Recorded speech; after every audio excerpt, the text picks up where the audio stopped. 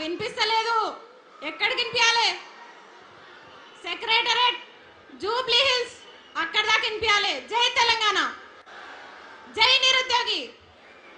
ఇక్కడే కదా youth declaration ప్రకటించింది, ఇక్కడే కదా సమాధానం రావాలి నాకు, ఇక్కడే కదా. మరి యూత్ అంతా ఇక్కడ ఉంది, నీ డిక్లరేషన్ ఎక్కడ పోయింది? నీ డిక్లరేషన్ ఎక్కడుంది? 2 లక్షల ఉద్యోగాలు ఎక్కడున్నాయి? రాహుల్ గాంధీ और एक बार चाय पिएंगे आओ जी.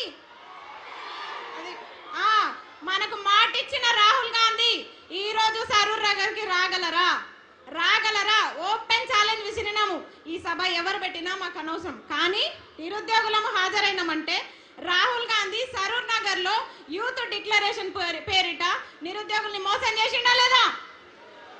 ఎస్, ప్రియాంక గాంధీ గారు ఇదే మైక్ పట్టుకొని ఇదే స్టేడియంలో नौकरियां दे देंगे, 1 साल के अंदर दे देंगे, कहते 2 लाख के नौकरियां दे देंगे. किधर गए जी नौकरियां? किधर गए नौकरियां? ఇంకొక ఆయన ఉద్యోగాలు అడిగితే ఇంట్రీని తాగండి, మీరు సావండి, కానీ ఉద్యోగాలు పెంచవా బిడ్డ? ఎందుకు పెంచావు ఉద్యోగాలు? 2 లక్షల ఉద్యోగాలు నీ గల్లా బట్టి వసూలు చేసుకుంటాం. నేను కూడా నీ పాలమూరు బిడ్డనే. నువ్వు పాలమూరు చివర్లో ఉండి నువ్వు మాట్లాడితే నేను కూడా పాలమూరు బిడ్డనే. పాలమూరు అంటే మొత్తం నువ్వేనా? ఒక కొండారెడ్డిపల్లి ఒకటే అనుకుంటున్నావా ఏంది? ఉద్యోగాల జాతర అన్నారు కదరా, ఏడుంది ఉద్యోగాల జాతర? ఏడుంది? ఇక్కడ సరూర్ నగర్ లో ఉంది నిరుద్యోగ జాతర, ఇక్కడ ఉంది నిరుద్యోగ జాతర. ఎక్కడుంది ఉద్యోగాల జాతర? 3వ సారి కూడా కురుమూర్తి జాతర వచ్చిందిరా అయ్యా, 3వ సారి కూడా కురుమూర్తి జాతర అయిపోయి ఉద్యోగాల జాతర అంట. నిరుద్యోగ భృతి అన్నారు. రెంట్లు కట్టలేక ఎవరన్నా గుళ్ళకు సాయిబాబా టెంపుల్కి ఎందుకు పోతారు? దిల్సుఖ్ నగర్లో దేవుడికి దండం పెట్టుకోనికే పోతారు. కానీ మా నిరుద్యోగులు అన్నదానం పెడుతురని అన్నదానం పోతున్నారు. అవునా కాదా?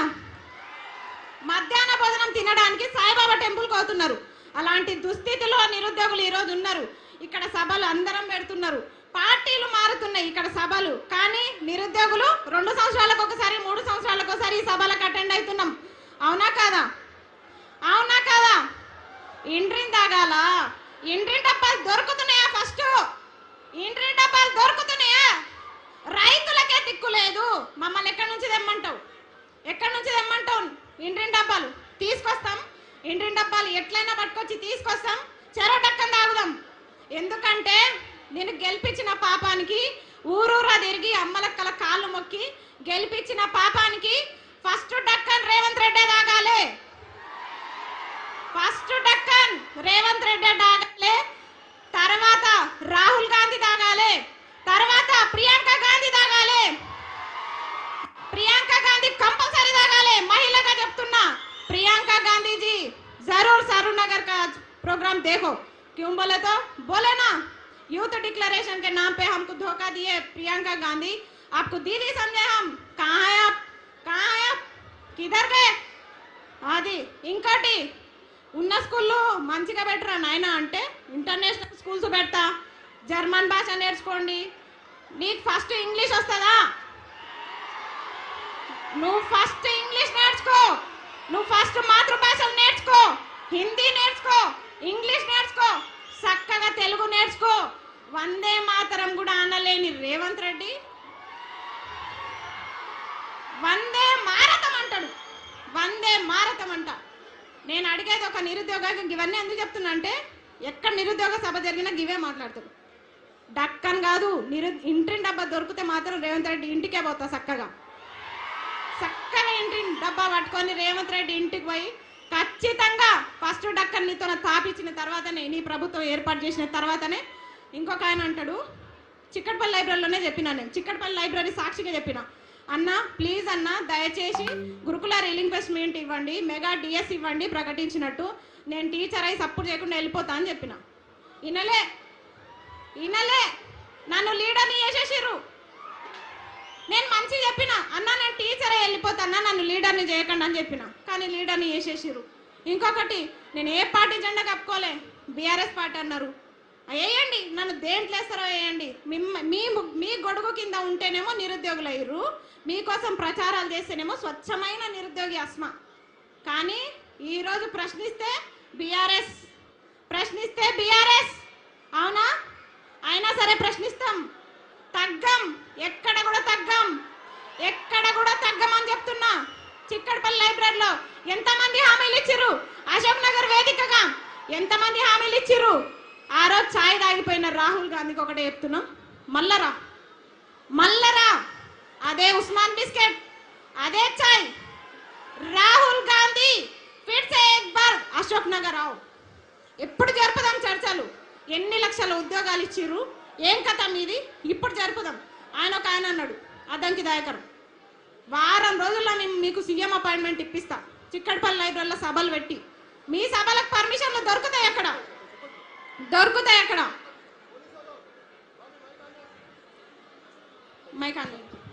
ఏ బాబు పోలీసులు, మీకేం పని అయినా? ఏ పోలీస్ బయటికి వెళ్ళగలి, ఎందుకు డిస్టర్బ్ చేస్తున్నావు? నువ్వు వెళ్ళు బయటికి. వాళ్ళని బాబు కూర్చోండి, మీరు అందరు కూర్చోండి. పోలీసు వాళ్ళు దయచేసి బయటికి వెళ్ళండి అందులో నుంచి. ఎందుకు ఉంచుకుంటారు అవి? ప్లీజ్ కూర్చోండి, కూర్చోవాలి అందరు. ప్లీజ్ వెళ్ళిపోయారు, కూర్చోండి ప్లీజ్. ఈ పోలీసు వాళ్ళు ఎందుకో ఏడమైనా నిలబెడుతుంటారు. జర పక్కకు జరగండి, జర ప్రశాంతంగా సభలు పెట్టుకుంటాం, జర పక్కకు ఉండండి. పర్మిషన్ ఉంది కదా సభకి, ఏడమైన ఇదేళ్ళు ఉంటుంది మాకు, కనీసం మాట్లాడుకోనియరు. సరే మళ్ళా డైవర్ట్ చేసు. సరే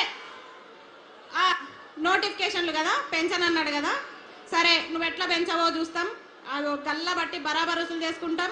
ఇంకొకటి, చాలా మంది కేసులు పెడుతున్నారని భయపడుతున్నారు నిరుద్యోగులు. మీకు చెప్తున్నా, నా మీద ఎన్ని కేసులు అయినాయి తెలుసా? అయినా సరే వెనుకకు తగ్గం. కేసు వేయించుకుంటాం, కొట్లాడతాం. 2 లక్షల ఉద్యోగాలు సాధిస్తాం. రేవంత్ రెడ్డి తొడగొట్టి చెప్తున్నా, నువ్వే కాదు తొడగొట్టేది మగపిల్లలే కాదు, ఆడపిల్లలు కూడా తొడగొట్టి సవాల్ చెప్తాం. రేవంత్ రెడ్డి గారు, మిమ్మల్ని ఇడిచిపెట్టే ప్రసక్తి లేదు. పాలమూరు బిడ్డ అన్నావు కదా, నీ విద్యాశాఖ మంత్రి నువ్వు పెట్టుకున్నావు కాబట్టి నేను ఇట్లా అడుగుతున్నాం. వేరేదైతే నేను అడగకపోదు. నువ్వు సీఎంగా ప్రధానమంత్రిగా నాకు సంబంధం లేదు. ఒక నిమిషం, నువ్వు సీఎంగా ప్రధానమంత్రిగా నాకు సంబంధం లేదు. కానీ విద్యాశాఖ మంత్రి తీసుకొని తప్పు చేసినావు నువ్వు. విద్యాశాఖ మంత్రి, ఇగో ఈ మేడం ఉంది, సబితమ్మ ఉంది, విద్యాశాఖ మంత్రి ఉంది. నీ అడ్డమైన జీవాలు వచ్చినాయా? ఎన్ని జీవాలు తెచ్చినావు? చెత్తమ్మకమోడ చెప్పు, ఎన్ని జీవాలు తెచ్చినావు? జీవో నంబర్ 4 అంట. నన్ను మంచిగా లెక్చరర్ కానీరా అంటే నన్ను తీసుకొచ్చి కొట్లాటల్లో పడేసిర్రు. నేను ప్రశాంతంగా టీచర్ అయ్యేదాన్ని, కానీ నన్ను తీసుకొచ్చి కొట్లాటల్లో పడేసిరుగా. భరించండి, నన్ను భరించాలి మీరు. ఎందుకంటే నేను చెప్తున్నా కదా, మీరు కూడా విద్యాశాఖ మంత్రి కదా, అప్పుడు మేడం ఉన్నప్పుడు కొత్త జీవాలు పుట్టుకొచ్చినాయా? జగదీశ్వర్ రెడ్డి గారు ఉన్నప్పుడు కొత్త జీవాలు పుట్టుకొచ్చినాయా? సరే, వాళ్ళు కొన్ని జీవాలు తెచ్చిరు అనుకుందాం. నువ్వేం చేస్తున్నావు?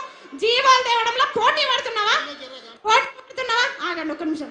పోటీ పడుతున్నావా? జీవాలు తేవడంలో పోటీ పడుతున్నావా?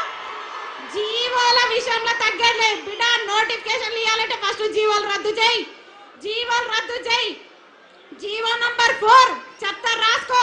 GO number 4, GO number 29, GO number 46, GO number 108, GO number 81. ఈ జీవోలన్నీ నీకు తెలుసా? నీకేం తెలుసు? నీకేం తెలియదు. నీ దగ్గర మూటలు ఉన్నాయి, బ్యాగులు ఉన్నాయి, నీకేం తెలియదు. దొంగ కథలు పడుతున్నావా నిరుద్యోగులకి? నోటిఫికేషన్ ఇవ్వకుండా విడిచిపెట్టే ప్రసక్తి లేదు. నిన్ను దొంగని సీఎం చేయడం మేము చేసిన తప్పు, ఖచ్చితంగా చెప్తున్నాం. ఇంకా తగ్గదు లేదు అన్న. మీరు కేటీఆర్ అన్న, మీరు మాకు చాలా సపోర్ట్ చేయాలి. ఎందుకంటే మిమ్మల్ని కలిసి మాట్లాడదామన్న అవకాశం లేకుండా పోయింది. నిజం, చాలా ట్రై చేస్తున్నా నేను. అబ్బా జర ఆగురబ్బా, టైం అవుతుంది, తాగండి ఒక నిమిషం. వద్దు. అయితే కేటీఆర్ అన్న, వీళ్ళందరూ కొంతమంది పేడ్ బ్యాచ్లు అంటున్నారు. అన్న మీరు నాకు ఎప్పుడన్నా 5 లక్షలు ఇస్తారా అన్న? మొత్తం నన్ను ఏం చేస్తారు చాలా మంది కేటీఆర్ అన్న నాకు లక్షలు ఇవ్వకపోయినా పర్లే 10 నిమిషాలు టైం ఇవ్వండి. 10 నిమిషాలు నాకు టైం కావాలి. టైం మాత్రమే కావాలి నాకు. కొట్లాట నేను కొట్లాడతా, మీకోసం నేను కొట్లాడతా. ఎందుకంటే మీకు తెలుసు నాకు పేరెంట్స్ లేరు, ఎవ్వరు లేరు. నేను పోతే ఒక్కదాన్నే పోతా. కానీ మీ కుటుంబాలు ఉన్నాయి. ఆ కుటుంబాల కోసం మీరు ఉండాలి, మీరు చల్లగా ఉండాలి.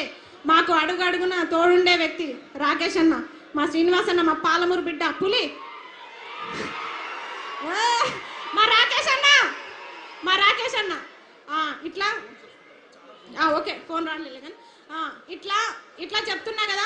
చాలా మంది మాకు అడుగండి కేటీఆర్ అన్న మాకు టచ్ లేకపోయినా కొంతమంది టచ్లో ఉన్నారు. వాళ్ళంతా మా బాగోగులు కష్ట నష్టాలు చూస్తున్నారు. కాబట్టి ఫస్ట్ ఆఫ్ ఆల్ జీవోలన్నీ రద్దు కావాలి. 2 లక్షల ఉద్యోగాలు రావాలంటే 2 లక్షల ఉద్యోగాలకు ఒక్క నోటిఫికేషన్ అయినా తగ్గిందనుకోండి, మెగా డిఎస్సి తగ్గిందనుకోండి, ఇడిచిపెట్టాను బిడ్డ చెప్తున్నా, ఇడిచిపెట్టే ప్రసక్తి లేదు.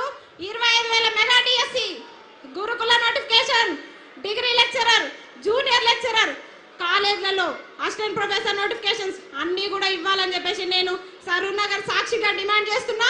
ఇంకొకటి, మల్లొక సభ ఇక్కడ జరగకుండా చూసుకో రేవంత్ రెడ్డి. మల్లొక సభకి ఇట్లా ఉండదు, ప్రశాంతంగా ఉండదు. అదేమంటారు, కత్తులు బుల్లెట్లు మీతోనే కాదు, మాతోనే అవన్నీ అవసరం లేదు. పుస్తకాలు పెన్నులు తీసుకొస్తాం బిడ్డ. పెన్ను ఎంత షార్ప్ ఉంటుందో తెలుసా? గుచ్చితే గుండెల్లో సస్తావు. అలాంటి గన్నులు మా దగ్గర ఉన్నారు. నిరుద్యోగులతో పెట్టుకుంటే ఏ ప్రభుత్వం కూడా నిలబడదు. పెట్టుకునే దమ్ముందా? జై నిరుద్యోగి. చాలంట, వాళ్ళు ఇబ్బంది పడుతున్నారు, వేరే వాళ్ళు మాట్లాడతారంట. సరేనా? ఏమనుకోకండి, చాలా మంది ఉన్నారు, వాళ్ళందరికీ కూడా మాట్లాడే అవకాశం రావాలి. కాబట్టి ఇంకా వీళ్ళ కోరిక మేరకు నేను ముగిస్తున్నా. థ్యాంక్ యూ అమ్మా, ధన్యవాదాలు. ఆకాష్ గారు